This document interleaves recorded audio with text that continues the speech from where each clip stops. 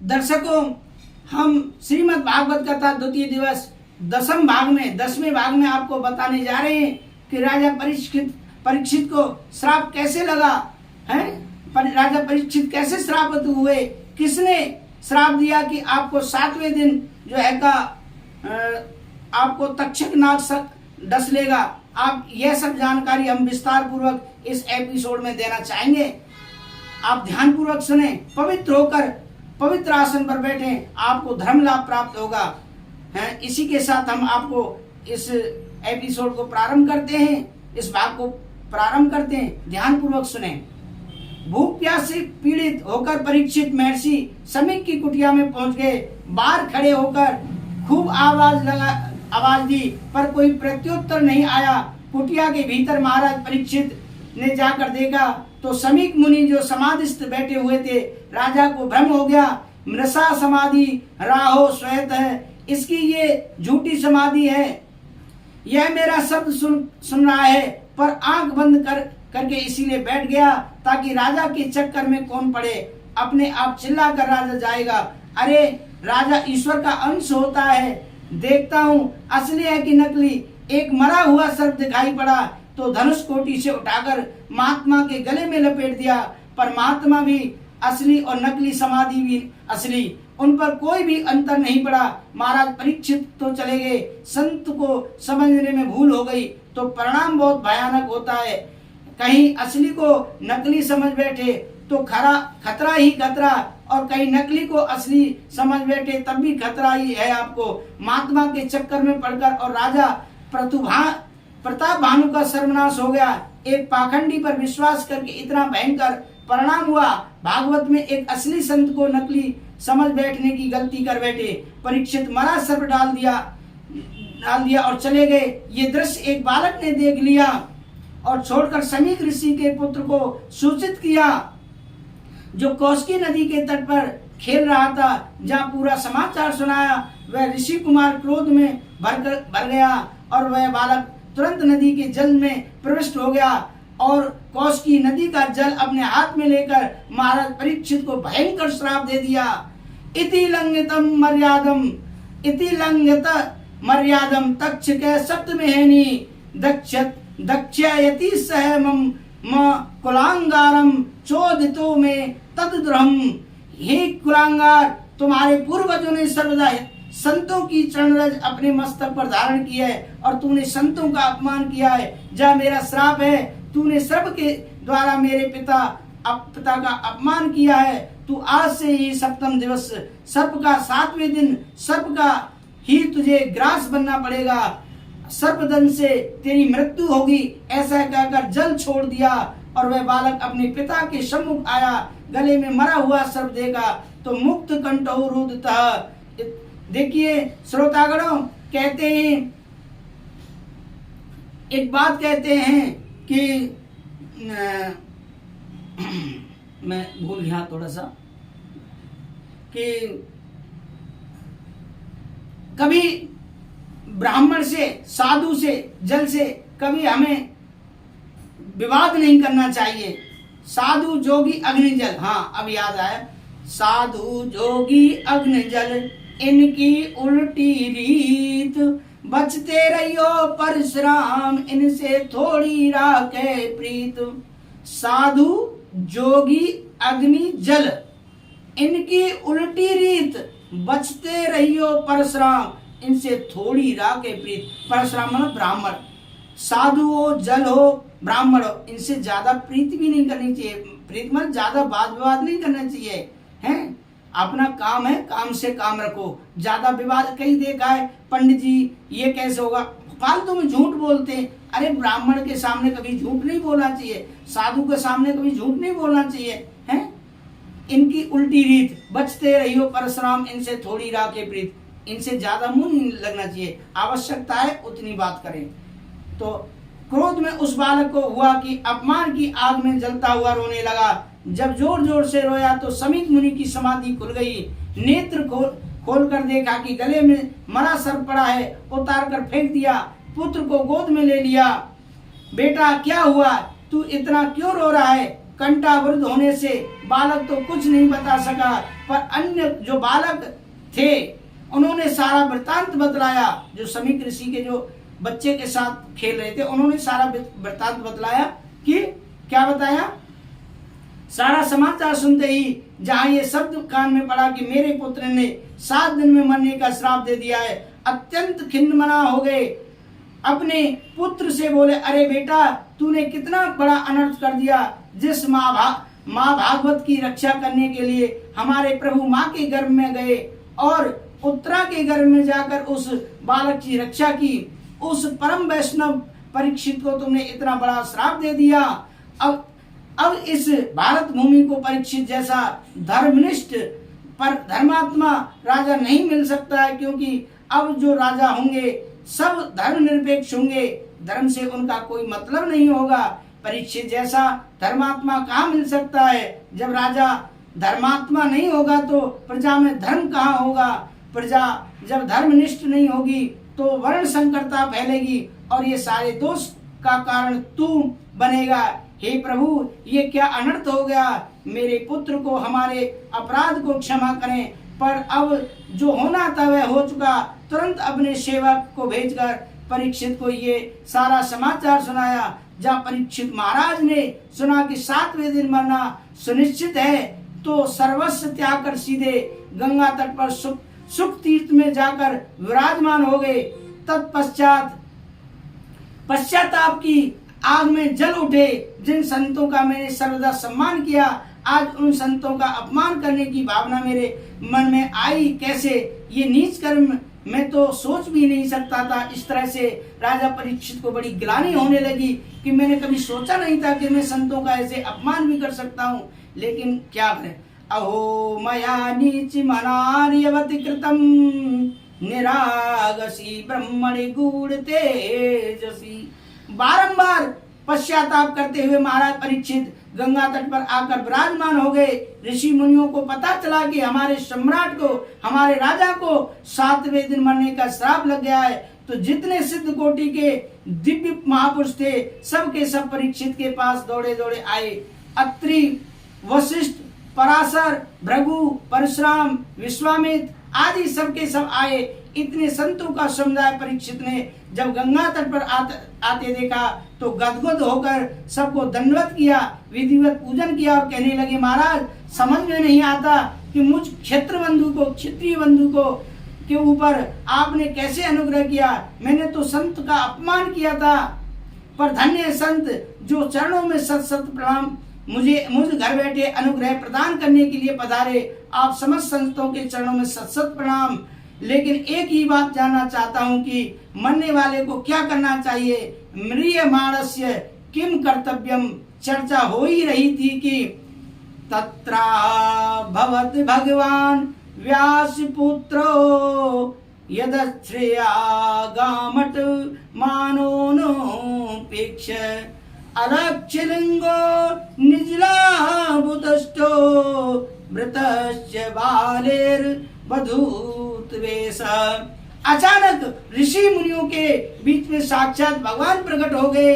सोनक जी ने पूछा, महाराज कौन से भगवान प्रकट हो गए। सूत जी बोले, भगवान व्यास पुत्र मानो भक्त की रक्षा करने के लिए भगवान ही व्यास नंदन सुखदेव जी बनकर प्रकट हो गए। पहले परीक्षित पर संकट आया, वह भी ब्राह्मण अश्वत्थामा। उसने छोड़ा शस्त्र ब्रह्मास्त्र का बाण, तो उस शस्त्र से बचने के लिए भगवान श्री अपने शस्त्र सुदर्शन चक्र को लेकर दौड़े और परीक्षित की रक्षा की। अस्त्र का संकट आया तो अस्त्र लेकर भागे।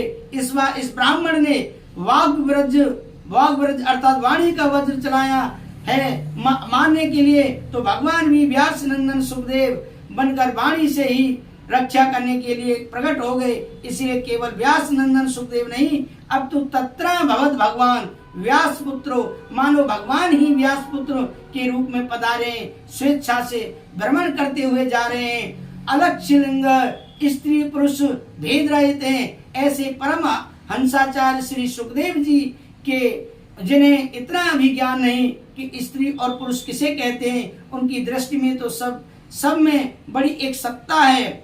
सिया राम में सब जग जानी। वो सभी में भगवान को देखते हैं, चाहे स्त्री है, पुरुष है, कोई भी पशु है। निजला भतुष्ट निजायाम श्री राधा कृष्णयो तयो दर्शन एव लावस्तेन संतुष्ट है। भगवान सुखदेव निजानंद में परिपूर्ण है, इनका तो परमानंद इनके भीतर भी ही विराजमान है। उनके तो हृदय कमल में भी श्री प्रिया प्रीतम का श्री निवास है, नित्य निवास है। उनमें सदा रमण करते रहते हैं, रमते रहते हैं। बहिरंग दृष्टि इनकी होती ही नहीं, दुनिया वालों पर दृष्टि इनकी जाती ही नहीं।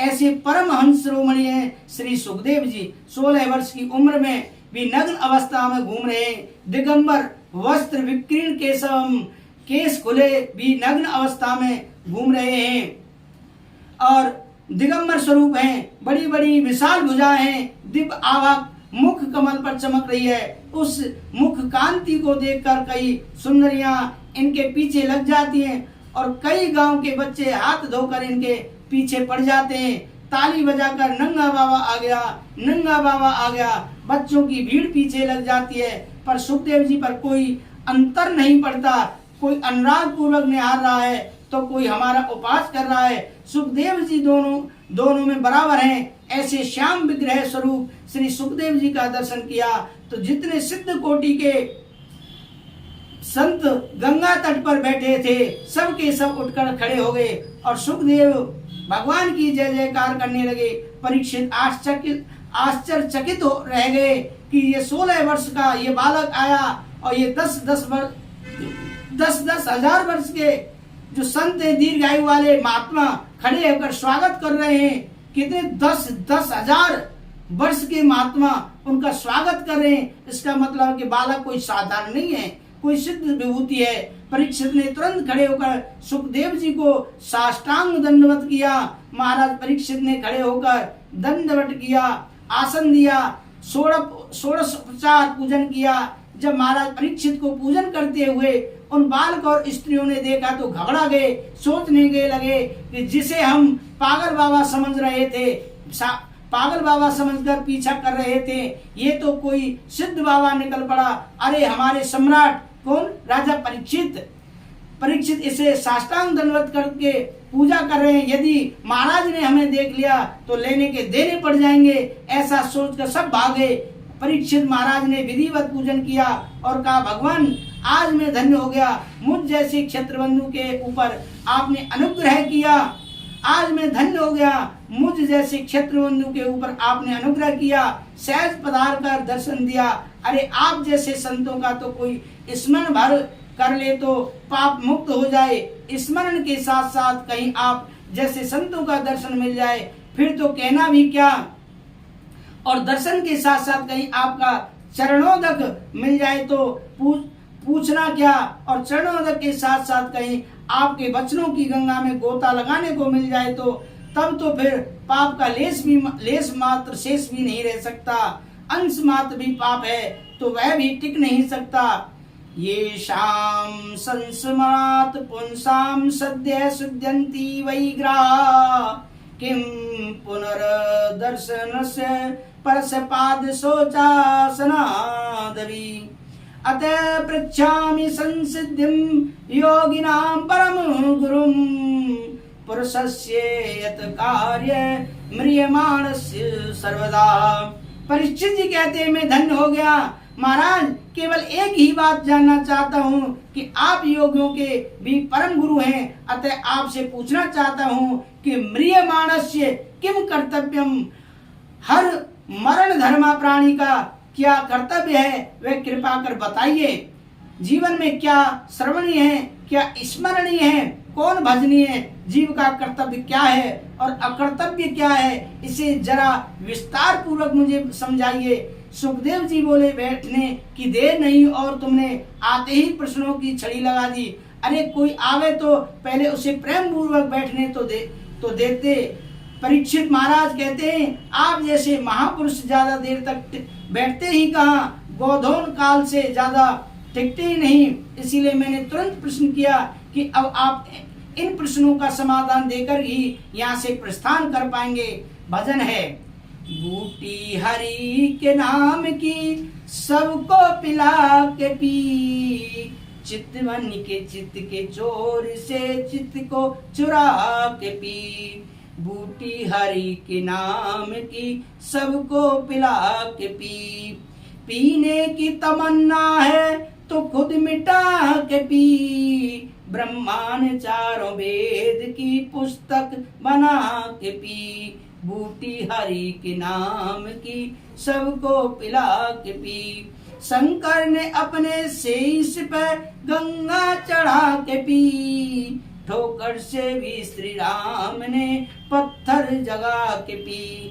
बजरंग बली ने रावण की लंका जला के पी, बूटी हरि के नाम की सबको पिला के पी, पृथ्वी का भार शेष के सिर पर उठा के पी, बलि ने चोट बाण की सीने पर खा के पी, बूटी हरि के नाम की, बूटी हरि के नाम की, बूटी हरि के नाम की, पृथ्वी का भार शेष के सिर पर उठा के पी, बाली ने चोट बाण की सीने पर खा के पी, अर्जुन ने ज्ञान गीता का अमृत बना के पी, श्री जी बाबा ने भक्तों को भागवत सुना के पी, संतों ने ज्ञान सागर को गागर बना के पी, भक्तों ने गुरु चरण रज को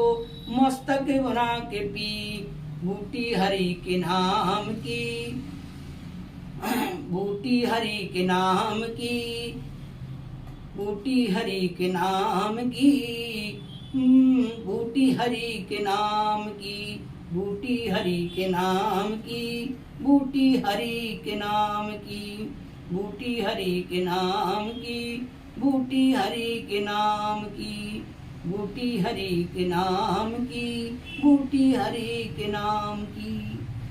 भक्तों, इस तरह से आप भगवान का स्मरण जरूर करें। कहते हैं ये भगवत नाम कीर्तन बहुत काम आने वाला है। आप समय निकाल करके जरूर हरि नाम कीर्तन किया करें। ये भाग दौड़ की जिंदगी, हमारे पास समय नहीं है बिल्कुल भी, लेकिन फिर भी अपना ये कीमती समय निकाल कर भगवान का नाम जरूर स्मरण करें।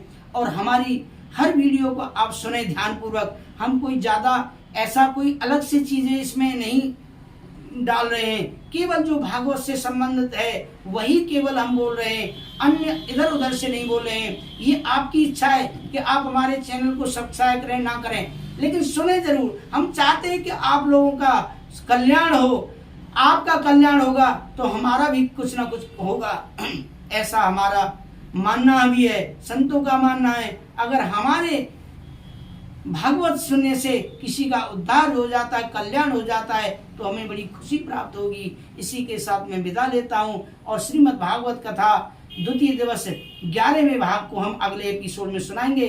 ध्यान पूर्वक सुनना। राधे राधे।